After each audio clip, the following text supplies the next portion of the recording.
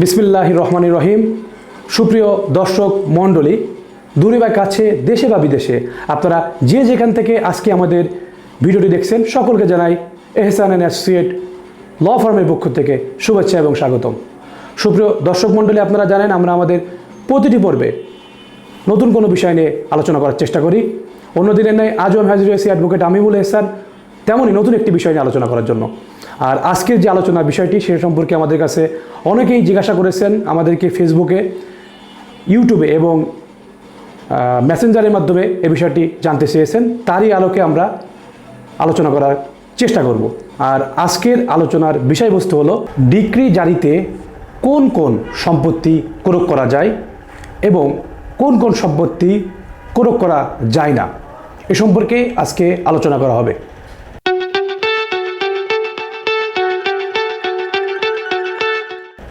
সর্বপ্রথম আলোচনা করব ডিক্রি জারিতে কোন কোন সম্পত্তি ক্রয় করা যায়। Property liable to be attachment and sale in execution of decree, এ সম্পর্কে আমি এখন আলোচনা করব। দেওয়ানি কার্যবিধির ৬০ ধারায় কোনো সম্পত্তি ক্রয় করা যায় এবং ৬১ ধারায় কোন সম্পত্তিটি ক্রয় করা যায় না সে সম্পর্কে বর্ণিত হয়েছে। দেওয়ানি কার্যবিধির ৬০ ধারায় বলা হয়েছে যে কিছু কিছু ক্ষেত্র রয়েছে বা কিছু কিছু সম্পত্তি রয়েছে সেগুলো ক্রয় ও বিক্রয়ের মাধ্যমে ডিক্রি জারি করা যায়। এ পর্যায়ে আমি সে সম্পর্কে একে একে আলোচনা করব। ১ নম্বর ভূমি, ২ বাড়ি ও দালান কোঠা, house and other building, bank চিঠি, ব্যাংক নোট, চেক সমূহ, বাণিজ্যিক বিল, প্রতিশ্রুতি বা প্রমিজরি নোট, এবং এরপরে আইনে বলা হয়েছে সরকারি ঋণপত্র, ঋণের দলিল, বন্ড বা আদার সিকিউরিটিস ফর মানি। ১০ নম্বরে বলা হয়েছে অন্যান্য ঋণপত্র।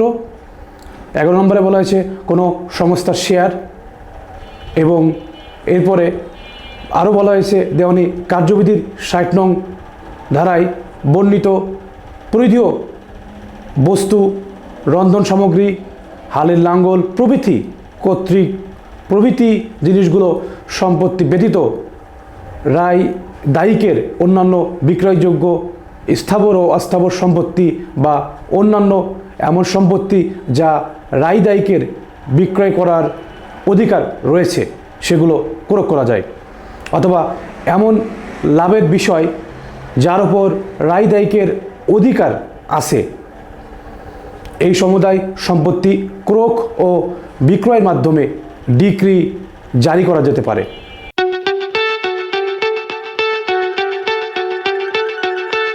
ডিক্রি জারিকরণে কি কি সম্পত্তি ক্রয় ও বিক্রয় করা যেতে পারে না বা করা যায় না এ সম্পর্কে এখন আলোচনা করা হবে। দেওয়ানি কার্যবিধির ৬০ ধারার বিধান মতে কিছু কিছু বিষয়বলী ক্রয় বা বিক্রয় করা যাবে না, সেগুলো আমি এখন একে একে আলোচনা করব।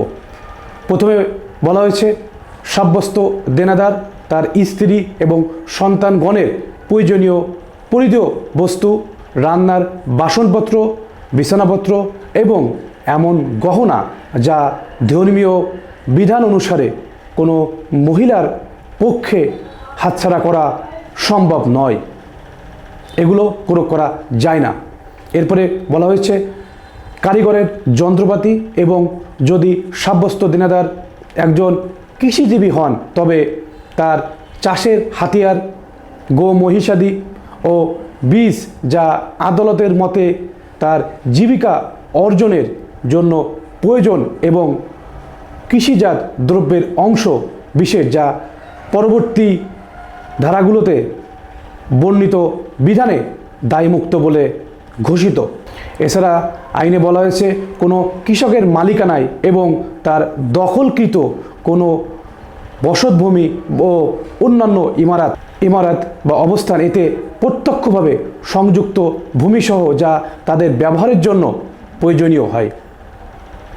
এছাড়াও আইনে বলা হয়েছে হিসাবের খাতাপত্র, ক্ষতিপূরণের জন্য মোকদ্দমা দায়ের করিবার একমাত্র অধিকার ব্যক্তিগত সেবার অধিকার প্রয়োগ করা যায় না। সরকারি পেনশন ভোগীদের বৃত্তি ও এককালীন সাহায্য অথবা সরকার কর্তৃক সরকারি গেজেটে প্রজ্ঞাপন প্রচারের মাধ্যমে প্রদীয় চাকরিজীবী পরিবারের পেনশন তহবিল হতে প্রাপ্য সাহায্য প্রয়োগ করা যায় না এবং রাজনৈতিক পেনশন প্রয়োগ করা যায় না। টাকায় অথবা দ্রব্য পরিশোধযোগ্য শ্রমিক ও গৃহভৃত্যের মজুরি বেতনের প্রথম 100 টাকা এবং অবশিষ্ট টাকার অর্ধেক প্রয়োগ করা যায় না।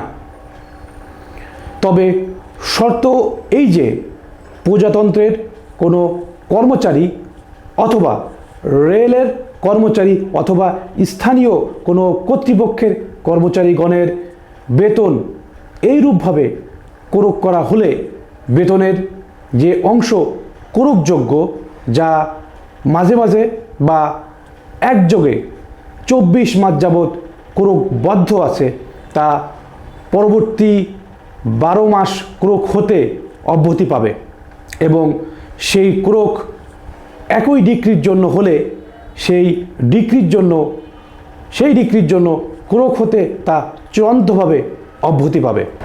যাদের বেতন ও ভাতার উপর আর্মি অ্যাক্ট 1952, নেভি অর্ডিন্যান্স 1961 অথবা দ্য এয়ারফোর্স অ্যাক্ট 1953 প্রযোজ্য তাদের বেতন ও ভাতা।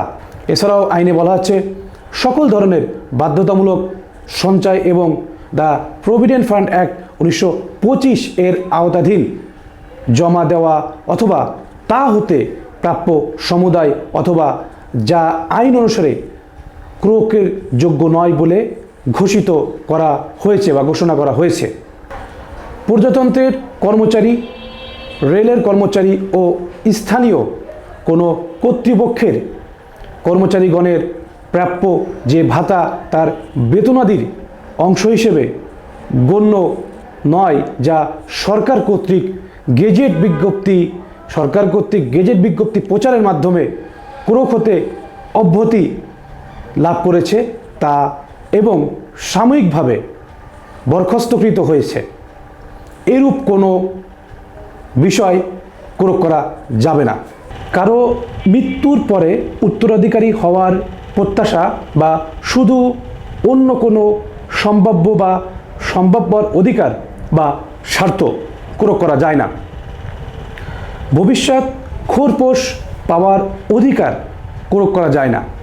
এরপরে আইনে বলা হয়েছে বাংলাদেশের কোনো আইন অনুসারে ডিক্রি জারির জন্য ক্রয় ও নিলাম বিক্রয় হতে অব্যাহতি প্রাপ্ত কোনো ভাতা যে ক্ষেত্রে সম্ভাব্য দেনাদার ভূমি রাজস্ব প্রদানের জন্য দায়ী থাকে, সেক্ষেত্রে বর্তমানে বলবৎ কোনো আইন অনুসারে বকেয়া ভূমি রাজস্ব পরিশোধের জন্য নিলাম বিক্রয় অব্যাহতিপ্রাপ্ত অস্থাবর সম্পত্তি।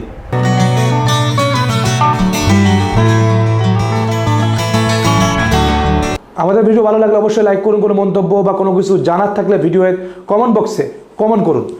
আপনার আপনজন বা কোনো বন্ধুকে ভিডিওটি দেখার জন্য বেশি বেশি শেয়ার করুন। পরবর্তী পর্ব দেখার আমন্ত্রণ জানিয়ে আজ এখানে শেষ করছি। আল্লাহ হাফেজ।